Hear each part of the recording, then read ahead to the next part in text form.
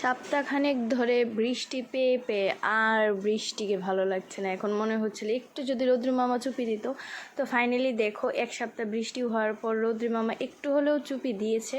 তো রৌদ্র মামা চুপি দিলে কি হবে, সেদিকে দেখো আকাশের মধ্যে ফাইট ঠিকই চলছে, কিন্তু দেখো দিন কি কালো হয়ে রয়েছে, কোন সময় আসে কোনো সিউরিটি নেই, কীরকম অবস্থা।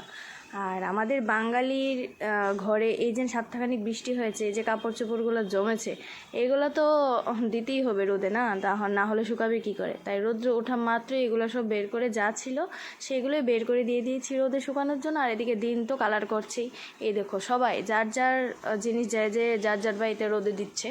আর দিন এদিকে প্রচণ্ড কালো, প্রচণ্ড কি বলবো, মনে হয় 1-2 ফোঁটা পড়ছিল, ভালো করে দেখা যাচ্ছে না, তবে পড়ছে। তো আর কি বলবো, আশা বলতে না বলতেই একটু 5 মিনিট পরেই চলে আসলো ঝমঝম করে বৃষ্টি।